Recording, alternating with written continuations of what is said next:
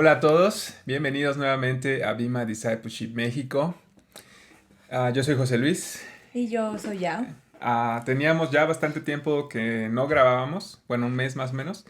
Estamos ante esta situación mundial de este coronavirus y bueno, ha sido una situación complicada, pero queremos aprovechar estos momentos en los que no podemos salir tanto a las calles para poder grabar este video y nuevamente animarte a poder estudiar la Biblia de una forma distinta, tener fe, a confiar en Dios. Realmente deseamos que esta situación mejore con el paso del tiempo y te deseamos por supuesto lo mejor a ti y a tu familia. Así es. Nosotros seguimos orando por esta situación. Esperamos también que te unas en oración con tus grupos de iglesia, con publicaciones también que puedas encontrar en línea. Creo que es un buen momento para conectar sin necesidad de movernos, ¿no? Tenemos al alcance mucha información, tenemos al alcance muchos grupos también de estudio, mucha ayuda, no nada más espiritual, también psicológica, también emocional. Y pues bueno, son tiempos en los que nosotros podemos atendernos, estar confiados, estar seguros y también expresar cómo nos sentimos. Ujú. Bueno, sin más preámbulos, el día de hoy vamos a hablar de la historia de Noé, la historia del diluvio, famosa historia que seguramente se enseña de forma rutinaria en las escuelas dominicales, en los ministerios de niños. Yo mismo he enseñado esa historia algunas veces y los niños me han dicho otra vez, así como de, no, ya no sabemos todo eso de los animalitos y de dos en dos y eso, las parejas. Ah, pero el día de hoy queremos aprender desde esta perspectiva oriental este enfoque distinto que podemos hallar dentro de esta historia. Ujú. Para eso te invitamos a que puedas leer el Génesis del capítulo 6 al capítulo 9. Ponle pausa a este video y después regresa para poder compartir con nosotros este estudio. Ujú. Te esperamos. Aquí estamos. Bueno, antes que nada, es muy importante tener en cuenta que la historia del diluvio no es exclusiva de Génesis. Seguramente ya has escuchado que existen muchas personas que dicen que esta historia del diluvio está basada en otras historias de diluvio que son escritas antes. De hecho, hace poco fuimos a un museo de las culturas del mundo antiguas y yo encontré una copia de un papiro que es la épica de Gilgamesh y en el museo mismo decían que de esa historia estaba basada parte de la Biblia. Y Ujú. eso, bueno, um, podría sonar muy lógico porque de hecho este libro de la épica de Gilgamesh, bueno, este escrito, este poema, es mucho más antiguo que la historia de Génesis, en el sentido de la antigüedad en la que fue escrito. En diferentes culturas antiguas se pueden encontrar este tipo de historias, desde la cultura egipcia, desde la región de Mesopotamia, que comprende varias culturas, como es Babilonia, como es Sumeria, como es Caldea. Dentro de todas esas civilizaciones antiguas hubo algunos escritos que hacían referencia a un diluvio. La historia nos dice, o más bien los expertos en historia nos dicen, que si existen mm, varias historias similares, en este caso por ejemplo de un diluvio, eso podría indicar de que realmente ese suceso, específicamente del diluvio, sí sucedió. Bueno, entonces en este sentido la Biblia comparte esta historia del diluvio. ¿De qué trata esta épica de Gilgamesh? Bueno, pues básicamente este poema es una historia acerca de un rey héroe que viaja por el mundo, pues haciendo aventuras, travesías. En sus aventuras conoce a distintos dioses de la cultura sumeria, de la región de Mesopotamia. Y cada vez que Gilgamesh conoce a uno de estos dioses, parece ser que hay una narrativa como muy similar. Es decir, como Gilgamesh se encuentra con un dios, descubre quién es ese dios, descubre qué quiere ese dios y en algún punto como que ese dios arremete contra Gilgamesh, arremete contra la humanidad, contra a los seres vivos, no sé, como que se enoja ese dios, ¿no? Entonces, en algún punto dentro de esta historia se introduce a un personaje conocido, o bueno, se llama Utnapishtim. Mm, Gilgamesh conoce a este personaje, Utnapishtim. Él es un sabio que sobrevivió a un diluvio que fue creado o que fue provocado por un dios, el dios del trueno y de las tormentas, según esta historia. Entonces se supone que Utnapishtim, para poder sobrevivir, realmente tuvo que engañar a este dios para poder salir con vida de ese diluvio. Entonces se podría decir que si Utnapishtim no hubiera sido como tan sabio y tan astuto para engañar a este dios y poder sobrevivir a ese diluvio, realmente la humanidad pues no pudiera haber existido, ¿no? De no ser por esa astucia de este sabio. Y esta es brevemente una referencia de una historia de un diluvio antigua, que podemos encontrarla en internet y leerla si es posible.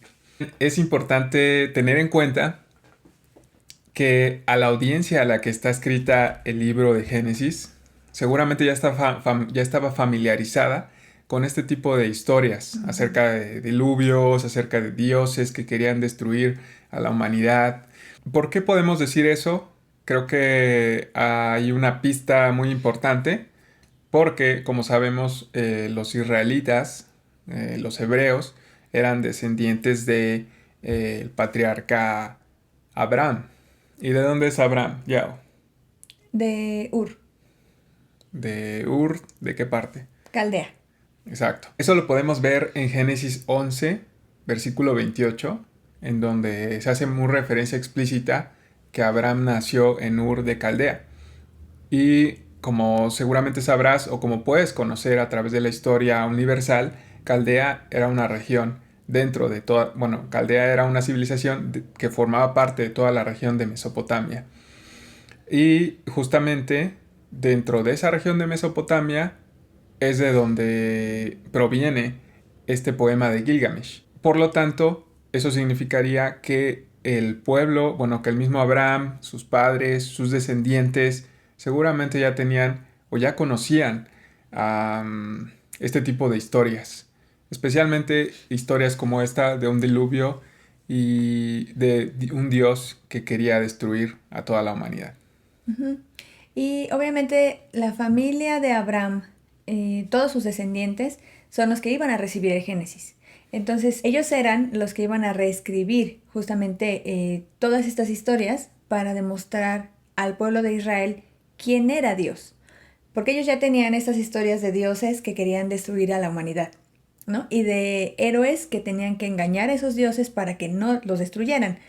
Pero entonces la contraparte que toda la familia de Abraham, que todos los israelitas iban a compartir, era justamente mostrar quién era el Dios, el Dios de su pueblo, frente a estos dioses. Es decir, cómo él iba a actuar de manera distinta y no iba a destruir a la humanidad entera en comparación a todos los dioses a quienes habían escuchado. Entonces, lo que ellos iban a hacer era demostrar que Dios no es como los demás dioses, porque Él sí tiene el poder de decir suficiente, de decir Ujú. hasta aquí.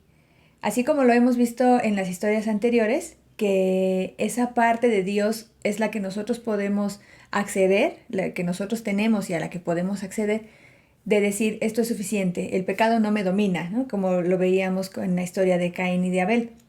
Justamente es el Dios que dice suficiente, no voy a destruir a mi creación porque voy a ofrecerles algo distinto, ¿no? En vez de terminarlos por su maldad, que justamente lo explica en unos versículos que vamos a ver ahorita, él finalmente dice, no lo voy a hacer, ¿no? Yo me detengo.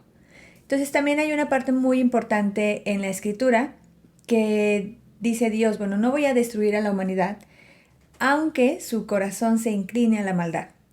Y a partir de que de que nosotros empezamos a ver como estas aseveraciones de Dios, que la verdad no son pues nada ligeras, ¿no? Es que empieza también esta forma recurrente de enseñanza hebrea, que no sé si recuerdan, que es el quiasmo. El quiasmo es una idea que vamos a ver que se menciona en un principio y que lo vamos a ver al final. Y dentro de esas dos afirmaciones vamos a encontrar el mensaje. El mensaje está en el centro. Entonces vamos a encontrar en un inicio en esta historia cómo el quiasmo comienza con estas afirmaciones de Dios. Y lo vamos a encontrar en Génesis 6, versículo 5.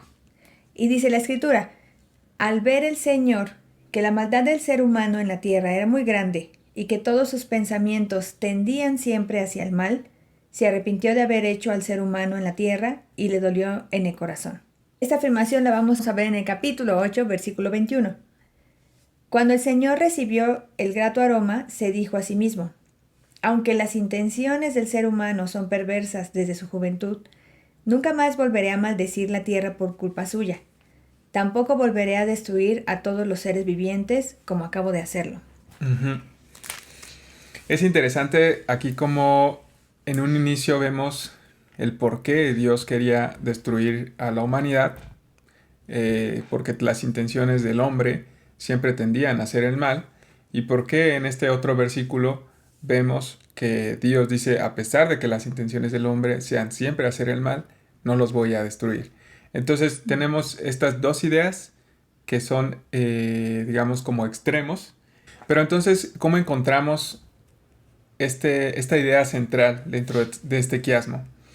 Eso lo podemos ver, lo podemos identificar a través de los números. Recordemos que en la cultura oriental, los números no solo significan como algo cuantitativo, sino significan cosas, tienen un significado.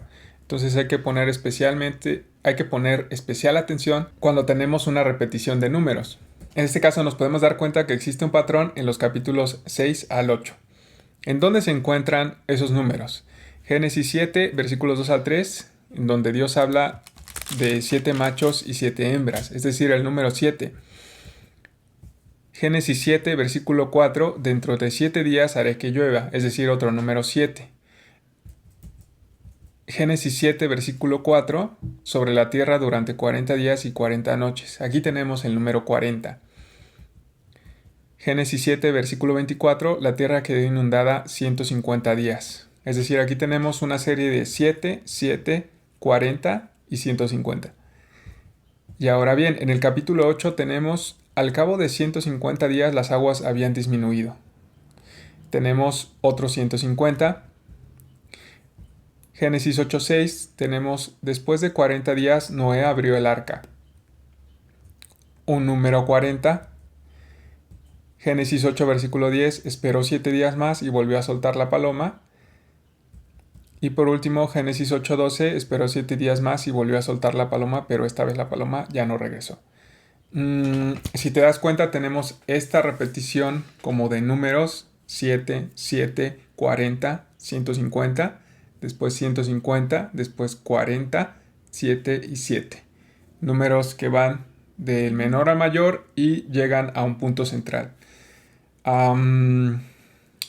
Esta repetición de números justamente hace referencia a este recurso literario que es el quiasmo, y entonces el centro de este quiasmo estaría entre lo que es antes del capítulo 8 versículo 3 y después del capítulo 7 versículo 24, lo cual nos lleva a definir que el centro de esta idea, de este quiasmo, es Génesis 8 versículo 1. Dios se acordó entonces de Noé y de todos los animales salvajes y domésticos que estaban con él en el arca. Hizo que soplara un fuerte viento sobre la tierra y las aguas comenzaron a bajar. Esta idea, bueno,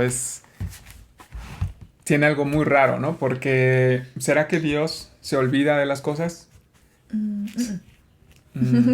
¿Como nosotros? No nos olvida. Ok. Bueno, entonces, ¿qué es lo que quieren decir? ¿Qué es lo que quiere decirnos la Biblia a partir de este versículo, de esta idea? La Biblia dice que Dios se acordó de Noé y de los animales. Y sabemos que no intencionalmente es que Dios se olvide de algo, sino que esa acción va a repercutir en algo más importante que va a beneficiar a la humanidad. y que vamos a ver al final también de esta historia. Entonces, esa palabra de acordarse tiene una gran importancia. Entonces, hay que tenerla presente. El versículo también continúa con que Dios hizo que soplara un fuerte viento sobre la tierra. Este viento, esta acción de Dios, de que un viento se mueva sobre algo que está destruido, que inicialmente está en caos, ya la habíamos encontrado antes. Y la habíamos visto en el origen del universo, en Génesis 1. Ujú. Esa palabra de viento viene de la palabra hebrea ruaj. Significa espíritu, significa también viento. Y es la misma palabra que encontramos en el Génesis 1, cuando Dios empieza a crear el universo, a darle orden a todo el caos que había. Entonces, la humanidad se encuentra de nuevo en este punto de caos. Y Dios lo que va a hacer es de nuevo restaurar el orden. Ujú. Sí, así es. Si nos damos cuenta, Dios está destruyendo todo a través de una inundación masiva.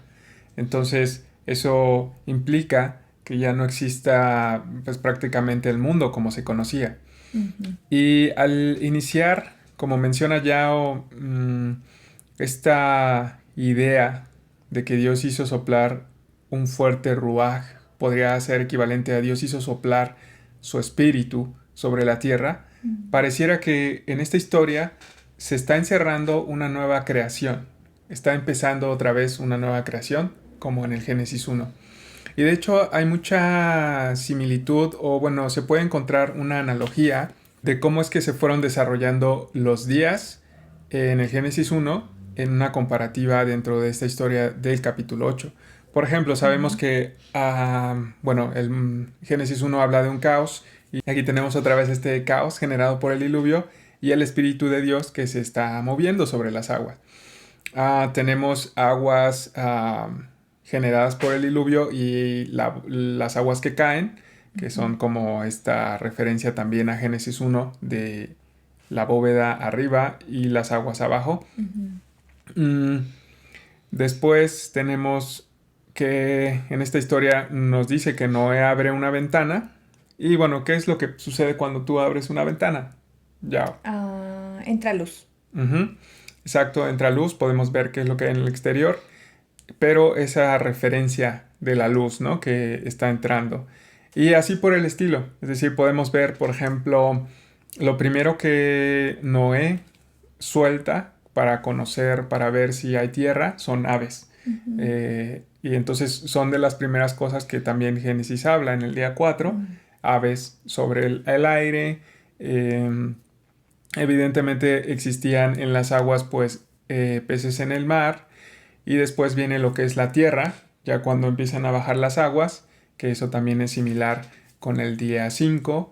Y después ya puede bajar Noé y su familia y los animales cuando ya la tierra aparece, al igual que en el día 6 de Génesis 1. Entonces tenemos esta similitud, esta nueva creación que parece que Dios está haciendo desde cero a partir de la familia de Noé y a partir de la promesa que le está haciendo a Noé de mantenerlos a ellos con vida. Además, tenemos 6 días de creación, ¿no? Similares a lo que se hizo en el Génesis 1. Pero no nos hace falta un día, que es el sábado. El día 7, un día de descanso. Entonces, lo que sigue, después de esta descripción de todo el proceso que hizo Noé y su familia para descubrir que ya había tierra y que podían bajar, es un sábado. Y viene como un versículo, un pasaje medio extraño. Y está en el capítulo 9, versículo 8. Dios les habló otra vez a Noé y a sus hijos y les dijo: yo establezco mi pacto con ustedes, con sus descendientes y con todos los seres vivientes que están con ustedes, es decir, con todos los seres vivientes de la tierra que salieron del arca, las aves, los animales domésticos y salvajes. Ok, ¿de dónde sale este pacto? Este pacto extraño. ¿A qué se refiere Dios con voy a hacer como este enlace, ¿no? Contigo y tu familia, con todos los animales y con todo lo creado? No tendría relación este último día de descanso con este pacto y esta creación? ¿Qué tiene que ver el Sabbat con el pacto? Dice la Biblia en el versículo 11. Este es mi pacto con ustedes. Nunca más serán exterminados los seres humanos por un diluvio. Nunca más habrá un diluvio que destruya la tierra.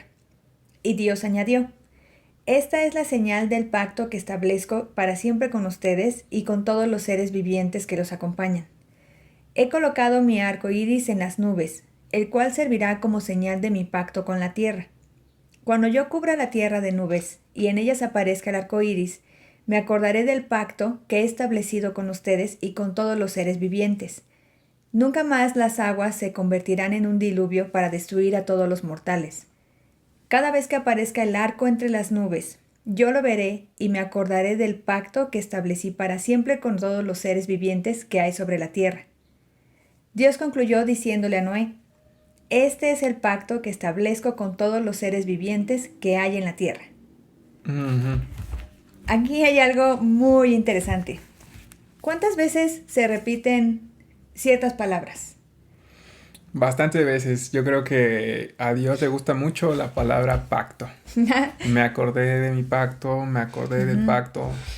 Creo que también puede ser un poco repetitivo, ¿no? Es como, creo que se está mencionando la misma idea varias veces. Después de mencionar ya la misma idea, me acordé de mi pacto. Después otra vez me acordé de mi pacto.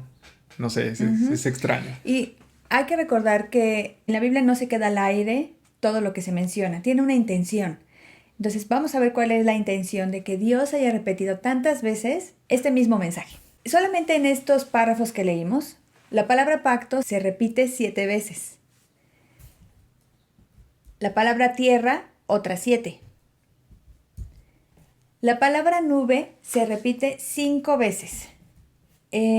Aquí, específicamente con esta palabra, quizá en nuestras versiones no va a ser exacto. Digamos que en nuestras versiones en español nosotros solamente encontramos 4 veces esta palabra. Pero en el hebreo original, ahí tiene la palabra aunaun. Nosotros revisamos varias versiones y en español solamente la encontramos 4. Pero en el hebreo nosotros los podemos encontrar 5 veces. Y la palabra arco iris se repite 3 veces. En el hebreo no se encuentra la palabra arco iris, sino que se encuentra la palabra arco. Así como vimos anteriormente el número 7, 140 y 150, aquí también podemos ver que se repiten otras veces estas mismas palabras. Entonces, estos números tienen un símbolo importante que también en el hebreo original nos va a llevar hacia una frase formada. Es muy interesante ver que todos estos números son números impares. Si te das cuenta, 7, 7, 5 y 3. Todos son números impares. ¿Qué peculiaridad tienen los números impares? Bueno, en la cultura oriental estos números son como bastante comunes porque permiten encontrar un número en el centro de estos números. Es decir, los números pares solo se pueden dividir en 2, ¿no? Por ejemplo, el 4 solo tenemos 2 y 2. Pero en el caso del 7 tenemos 3 números y en el centro 1, que en este caso el centro del número 7 sería el 4. El centro del número 5 sería el 3 y el centro del número 3 sería el 2. Eso tiene como mucha relación nuevamente con este recurso literario que ya hemos mencionado varias veces, que es el quiasmo, porque ese recurso es algo así. En los extremos tenemos ideas similares y en el centro tenemos una idea principal. Entonces lo que vamos a ver en estos versículos del capítulo 9, vamos a encontrar justamente otro quiasmo y una idea central que podemos encontrar buscando las palabras pacto cuando se repite en la 4ª vez, buscando la palabra tierra cuando se repite en la 4ª vez, buscando la palabra nube cuando se repite la 3ª vez y buscando la palabra arco iris cuando se repite la 2ª vez. De esa forma tenemos todas las palabras repetidas en el centro y lo cual va a formar una idea central. Esta idea central la podemos encontrar al final del versículo 14 y al inicio del versículo 15. Por ejemplo, en esta versión que es la NTV, esta idea central se leería como versículo 14, sobre la tierra el arco iris aparecerá en las nubes, versículo 15, y yo me acordaré de mi pacto, que es lo que puedes ver en pantalla. Si tú haces este ejercicio de encontrar las palabras pacto, cuando se repite la cuarta vez, la palabra tierra, cuando se repite la cuarta vez, y así sucesivamente con las otras palabras que ya mencionamos, es probable que no encuentres esta idea central en el mismo versículo que estamos mencionando. ¿Por qué? Porque en el texto original escrito en hebreo, evidentemente las palabras tienen una ubicación distinta y por lo tanto nuestras versiones en español pues tal vez no es como tan fácil encontrar estas ideas o estas palabras que se repiten, ¿no? Pero en el hebreo original sí se encuentran. Entonces, bueno, esta es la idea central de este quiasmo. Sobre la tierra el arco iris aparecerá en las nubes y yo me acordaré de mi pacto. Entonces, lo que tenemos es esta idea principal que, bueno, básicamente es la idea que también se repite en los versículos anteriores y los versículos posteriores, que es un pacto, que Dios está haciendo con el hombre y que también se va a ver reflejado mediante este arco iris o mediante este arco que aparecerá en las nubes. Es decir, esa va a ser la señal del pacto. ¿Qué implicaciones tenían hacer un pacto en el mundo antiguo? Este pacto que Dios está haciendo con Noé y con toda la creación que finalmente dejó viva, tiene mucha similitud con unos tratados que se hacían en el pueblo hitita. Esto se refiere a una relación de suceranía en donde intervienen dos partes. Una parte poderosa que es el suzerano, que es digamos un símil de como un señor feudal, y una parte que es la parte de vasallo, que son los súbditos, por ejemplo también en ese símil de los señores feudales, que son los que estaban bajo el dominio del señor.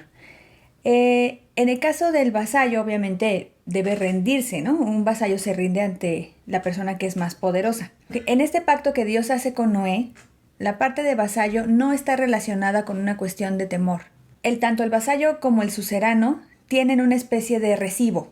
Digamos que mientras el vasallo tenga en su poder como una copia, una hoja o algo que indique cuando le pidan a él qué tipo de relación tiene con el suzerano y que él lo presente, con eso se ampara, digamos, de que está dentro de ese trato, dentro de ese pacto. En ese tiempo podía ser una hoja, podía ser un acuerdo, podía ser un símbolo para decir que mientras esa persona tuviera en su poder ese pacto, no se rompía. Y lo que Dios hace con Noé es lo mismo. Dios le ofrece a él ese símbolo del pacto. Digamos que en esta parte de la suceranía, si el vasallo perdía su comprobante o su recibo del pacto, ese pacto se rompía. Pero en este caso, Dios lo que ofrece a Noé es ese símbolo. Así Noé no se tenía que preocupar por cuidar o proteger o perder incluso como esa prueba física o esa prueba de que el pacto continuaba con Dios.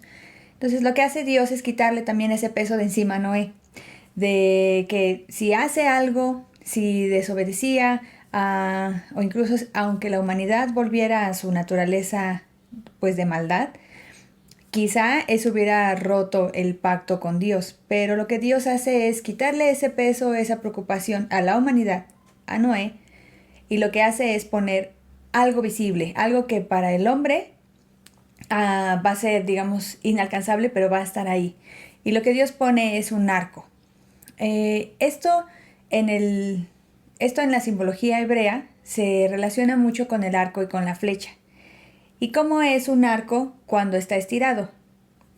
Normalmente, cuando un arco está estirado, pues apunta que va a disparar la flecha. Entonces, el arco, en este caso el arco iris en el cielo, está apuntando hacia arriba, está apuntando hacia Dios, no hacia abajo, hacia nosotros, ¿no? Sino apunta hacia Él. Lo que este arco simboliza es que Dios nunca más va a hacer daño a la humanidad, así tal cual lo menciona en la Escritura. Todo ese daño va a ir directo hacia Él. Todo lo que la humanidad haga no va a repercutir en que ese pacto se rompa, porque ese pacto, ese símbolo lo está poniendo Dios, no lo están poniendo los hombres, no lo está poniendo Noé. Entonces, mientras permanezca ese símbolo, ese arco en las nubes, que es obviamente a un punto muy alejado e inalcanzable para nosotros, ese pacto va a continuar. Dios, cuando hace el pacto con Noé, lo hace como un don de gracia, para definir y confirmar que existe una relación. Él quiere confirmar que hay una relación con Noé y con todos los humanos y con toda la creación. Y en esta relación de suceranía, de suzerano, vasallo, de Dios y de los hombres, lo que Dios permite que los vasallos hagan, que Noé y toda la humanidad reciba, es que ellos pueden mantener el pacto no para ganar un favor de Dios. Es decir, ellos no van a hacer nada que haga al Señor ser más bueno con ellos, sino que lo que el vasallo hace, lo hace como una respuesta de gratitud por todo el beneficio y todo el favor que el Señor le está dando.